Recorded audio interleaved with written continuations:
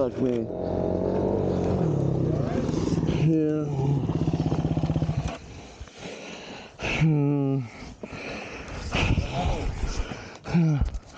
Can we take this thing off me, please? Put the helmet.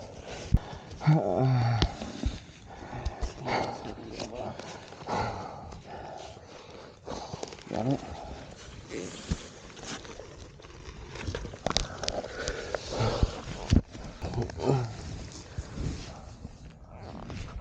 Alright.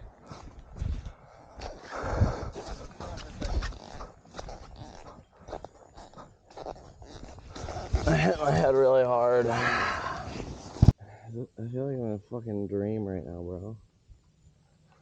Probably got a concussion.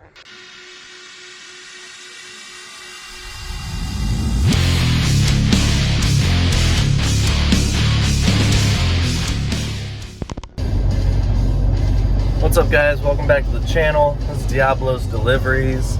Today I am going out to Mississippi at Southern Mississippi Power Sports, and I'm gonna pick up a new YZ250X. This is actually a 24 model, so it's not the newest model that they got, but I'm getting it for a great price, and I'm really excited about it. I'm gonna name it Raijin.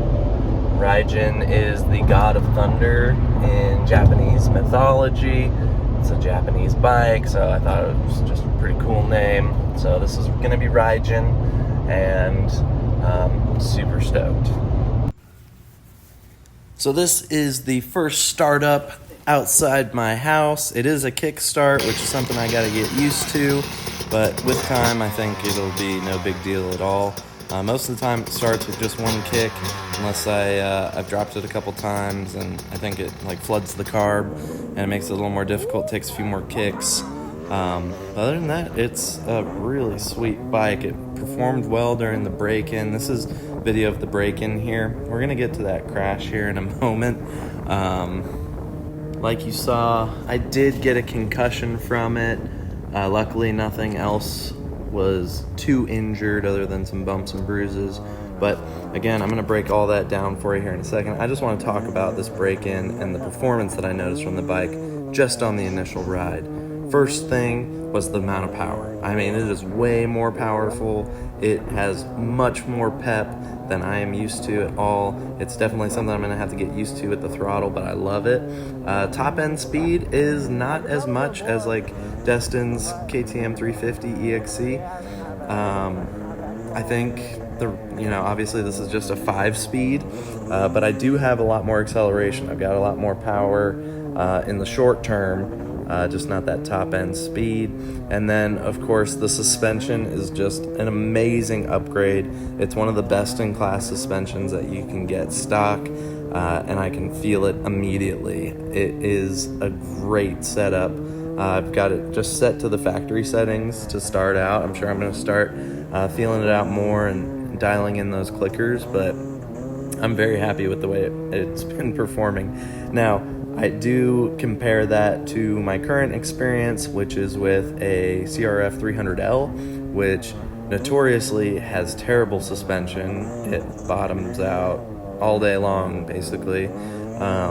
So, not much of a comparison there, but I am really enjoying this bike. It's awesome. You'll see me do a little drag race here with Destin. I'll get him for a little bit, but then his top end speed just kind of takes over and he's able to pull ahead here. And yeah, he's got a great bike. For what the 350 EXC can do, I really respect that bike. It's a very high performance bike. Alright, this is the day of the crash here. We actually were going out to find Destin's license plate that he lost the day before, and we found it, and we just wanted to go out and have some fun after. So I was through the break-in. I stopped doing the quarter to half throttle and then the 3/4 throttle thing, or whatever the book said. I already forgot. And now I'm just ready to set those rings. So I'm going all out today, trying to really test the bike and its capabilities. And I end up probably, yeah, I'll admit, I rode too hard. for my second day on the bike, and that's why I got a concussion. But everything is a learning process. It's all part of riding. It's the danger that we all accept when we swing a leg over. It's just part of the game, and you have to respect your machine. You got to respect your environment around you, and if you don't, you're gonna get bit. I got bit. That happens sometimes, so that's that. Right here, Dustin and I are making our way over to the flat track. The flat track has been featured in several of the videos we've done. It's a lot of fun because it's unique to the range in that it doesn't have a bunch of trees everywhere. I mean, there are trees on one side of it, but mostly it's just open field and grass. So you're riding mostly grass out there.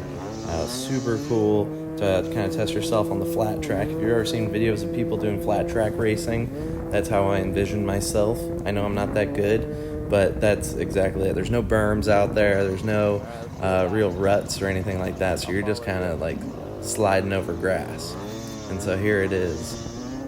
This is the flat track. It has several 90-degree turns in it, which make it very challenging because you want to keep that flow speed going. You can see right here, Dustin's just going to turn it on. And so it's time, and we're going to do a hot lap. And that ended up kind of screwing me over a little bit because he ended up checking up, and my reaction to him checking up was not nearly fast enough. And so I thought I was going to hit him. I ended up grabbing that front brake, and that's what ended up being my undoing with that crash. Because as you can see here, we're just kind of flying around it.